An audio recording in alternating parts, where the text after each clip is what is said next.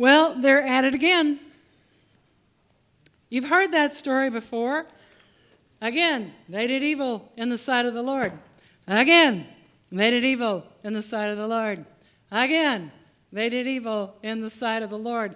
That should be a familiar story to you. After the victories of Deborah and Barak, and after 40 years now of peace, 7 short years after Deborah dies, Israel's gone back to worshiping other gods again and again. God lets her suffer the consequences. But this time, as you heard, they're even more severe. Their enemy, the Midianites, function like modern-day terrorists.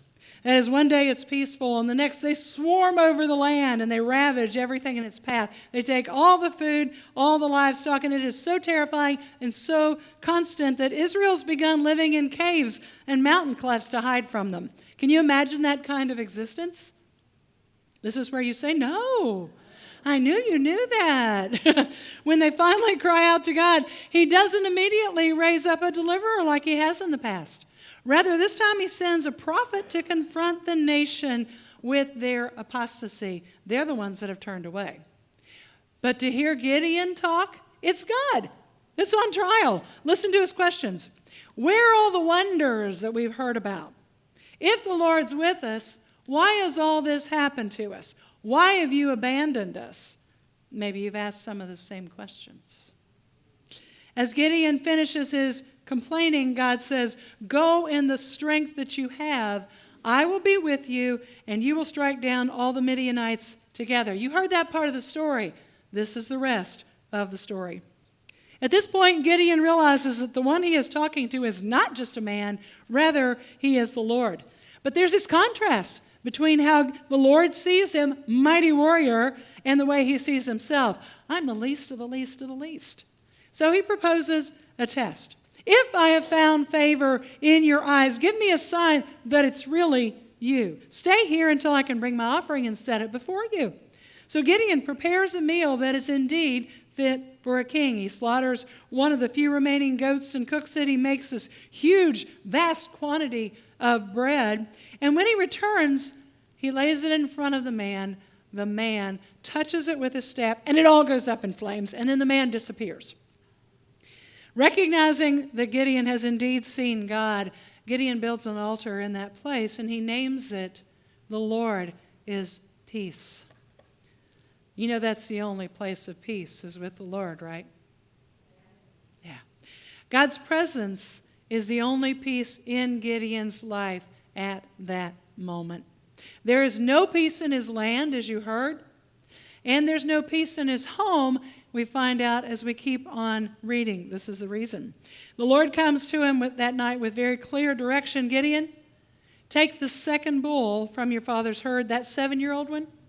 Tear down your father's altar to Baal, and cut down the Asherah pole beside it. Build a proper altar to the Lord, and using the wood of that pole, offer the bull, which was a symbol of a Canaanite god. Offer it as a burnt offering. You hear how detailed the instruction? Do you know why? If you're going to do something that's going to tick people off, you want to make sure you do it according to the Lord's direction, right? This is his family. This is his dad's altar, one that his father has built for this town to worship Baal. So Gideon obeys, and at night, he takes 10 of his servants, and he goes and he carries out what God has commanded. In the morning, the men of the town wake up to the smoldering remains of what they have considered their gods. And finding out that it was Gideon's work of all people, they go and they bang on his dad's door. Bring out your son. He has to die. And we don't have any record of Gideon's conversation with his father. We don't even know if they had one. And remember, everything that Gideon did was done at night under cover of darkness. Surprisingly, Joash, his father, refuses, saying, if Baal's really a god, he can defend himself. Maybe, just maybe, a little bit of light is beginning to dawn, because God's spoken to them through the prophet. And Israel is indeed in a mess of her own doing. And Baal seems remarkably unable to save her, doesn't he? So perhaps Gideon has done a good thing after all. And Gideon, who has seen himself as the least of the least of the least, is raised up a notch in the sight of his family and his neighbor. Now he's going to need that esteem as all of the Midianites and their allies gather to attack. The Spirit of the Lord comes upon Gideon, and he blows a trumpet, summoning his entire tribe to battle. He also sends out messengers to the other tribes. That sounds familiar, doesn't it? We have done this dance before. And then he gets cold feet. I love this. Alone for just a moment, he calls out to God, please don't be mad at me, God. Please don't be mad at me. If you'll save Israel through me, as you promised, I'm going to put a piece of wool right down there on the threshing floor. And if it's soaked and the ground around it is dry in the morning, I know that you'll save us. So the next morning, the wool is soaked, the ground is dry. Might be coincidence. After all, wool's going to retain water, right? The ground around it's going to dry first, right? At least that's probably the way Gideon sees it. So he says again, please don't be angry with me. Can we just do this one more time, God? I'm going to put a piece of wool out here, and tomorrow, if the ground around it is wet and the wool is dry, I'm going to know that you sent me. Guess what happens? Just what he asked. See, now, somewhat assured, Gideon is going to go do whatever God asked him to do. Yeah, we're laughing, but don't we do the same thing? God, let me just ask you one more time. Do you really want me to do that? With all the soldiers gathered, God gives clear instruction. Gideon, you have too many men. So if any of them are terrified, you tell them to leave. What? That's actually in their law. Deuteronomy 20, verse 8 says, is any man afraid or faint-hearted? Let him go home. And this is why. So that his brothers will not become disheartened too. Because fear is infectious, isn't it? Faith is too. Let's not forget that. Well, Gideon follows through, and 22,000 people leave. Only 10,000 remain. And God speaks again. Gideon, you still have too many men. And God separates them out even more. Now there's only 300 left. The rest are sent to their tents, and their provisions and their trumpets are given to the 300. That night, the Midianites spread across the valley, waiting for the attack to begin. And right in the middle of the night, God wakes Gideon up. Get up, Gideon. Go down to the camp because I'm going to give it to you. Now, this is how well God knows Gideon. And Gideon, if you're afraid, take your servant Purah and you go down to the Midianite camp. Listen to what they're saying. Well, Gideon is afraid. So he heads down to the camp, arriving just in time to hear this sentry tell his friend about this nightmare that he has had. I saw a round loaf of barley bread tumbling into the Midianite camp. It struck the tent with such force that the tent overturned and collapsed. And his friend says in awe, this can be nothing but the sword of Gideon, son of Joash the Israelite. God has given the Midianites and the whole camp into his hands. Now who's afraid? Fear is contagious, right? We see that play out in this. Elated now, Gideon goes back to his own camp. He wakes everybody up. Get up! The Lord's given the camp into your hands. And he divides up those few 300 men into 3 companies. He gives each one a trumpet and an empty jar with a torch in it. And he says, watch me. When I get to the edge of the camp, you do just exactly what I do. When I and all who are with me blow our trumpets, then from all around the camp, you blow yours too, and you shout, for the Lord and for Gideon. It's encouraging, isn't it? There's still only 300 of them. And you got to ask the question here, why trumpets? Does that make any sense at all? Maybe. If you think back to the Battle of Jericho, when Joshua went into battle and is marching around Jericho, what went before him? Trumpets. 7 of them. 7 priests blowing 7 trumpets. This is actually part of God's law. It comes out of Numbers 10, verse 9. It says this, when you go into battle in your own land, this is before they've even been given the land, against an enemy who is oppressing you, sound a blast on the trumpets. Then you'll be remembered by the Lord your God and rescued from your enemies. Oh, duh. They have what they need. They have trumpets. In fact, every single one of them has a trumpet. Gideon isn't going to take any chance.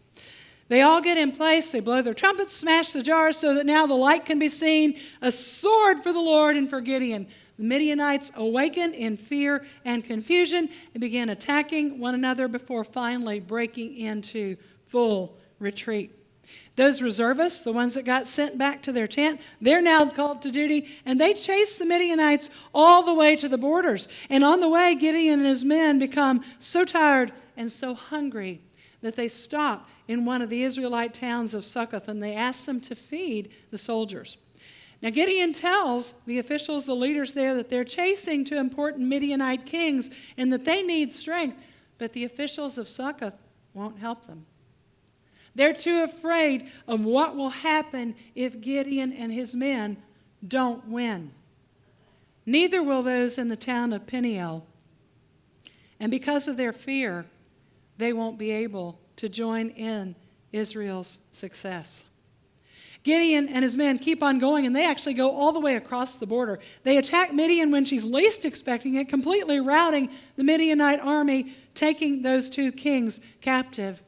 And then they head back to Succoth and Peniel, and they show them those two kings, the ones that those towns wouldn't give them sustenance to go chase, and they exact a terrible revenge on both towns for their unwillingness to step up and to go into battle with Israel at God's command.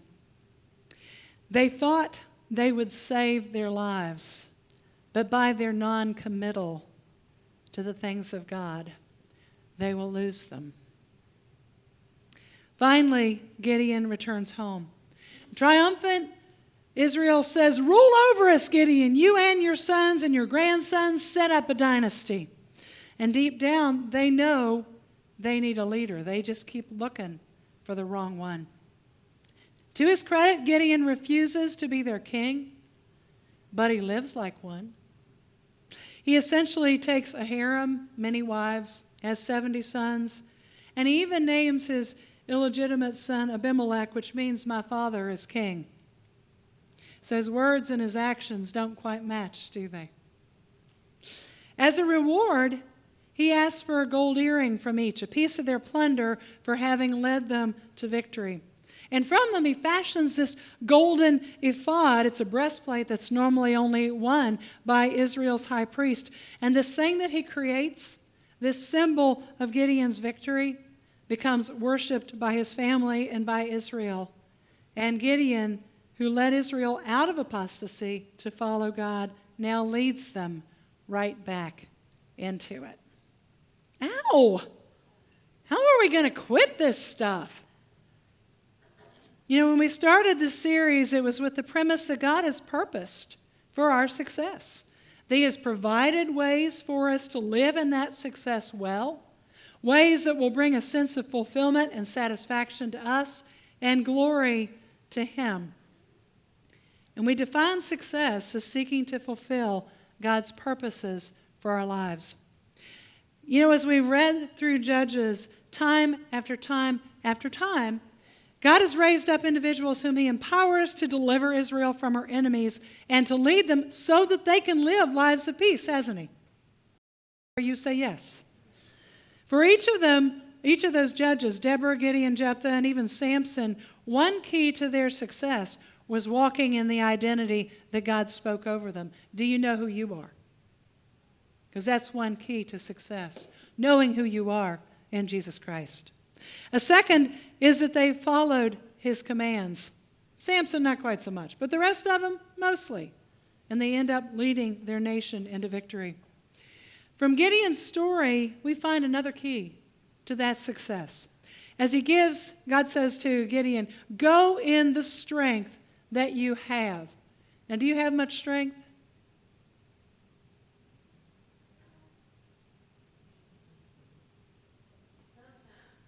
Thank you. Sometimes. Maybe. I'm not sure. God says, go in the strength that you have.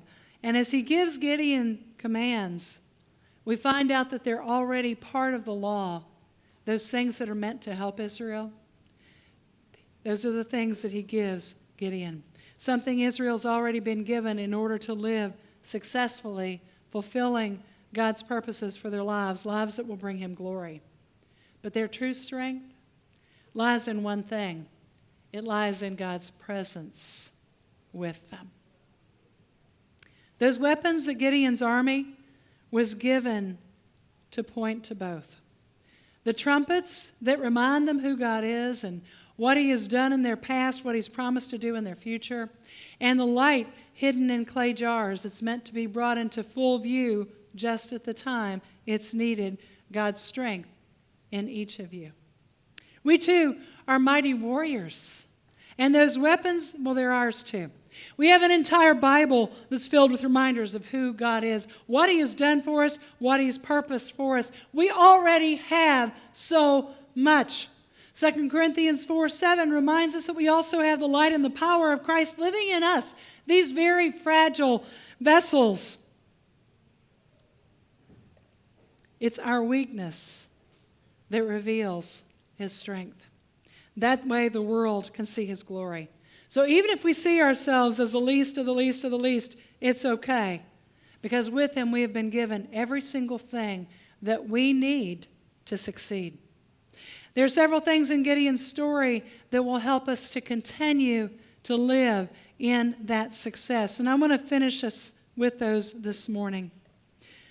One is this, that when we're struggling and we're not thriving, especially if we seem to be fighting those same battles over and over again, the questions that we often ask may be the wrong questions. Where are all the wonders the Bible tells us about? If the Lord's with us, why has all this happened? Why have you abandoned us?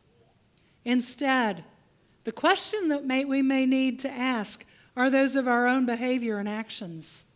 David wrote in Psalm 139, "Search me, O God, know my heart, test me, and know my anxious thoughts." Because he knows those, doesn't he? He knew Gideon's. He knows ours. "See if there is any offensive way in me, and lead me in the way everlasting." Second, when we honor God rather than men, he will honor us. Gideon was asked to tear down his family's altar, an act that seemed so terrifyingly hard that he did it at night. But the result was a granting of favor that he would need in the days ahead. And the favor that we most need for the days ahead is that of God. Jesus says in Matthew 10:33, "Whoever acknowledges me before men, I will also acknowledge him before my Father in heaven." So whose favor are you seeking? Is it the favor that you most need? Third, as a people of God, we too need a leader, one that will continually lead us into success and a dynasty that will never fail. Far too often we set ourselves up as that king, even though we speak those words just like Gideon. "Oh no, I'm not going to be your king. Come here." We do the same thing. We proclaim him king, but we live as if we're really the king. There's only one that's meant to fill that role, and it's not us. And the effect of our leadership is seen in our families, and it's seen in our nation. So we need to get this thing right. So there's that question. Who's on the throne of your heart? Lastly, when we make idols of the past, they too can become a snare leading us away from God. The past that we most need to celebrate is what God has done, and the way we can best honor it is to trust him enough to walk into his future.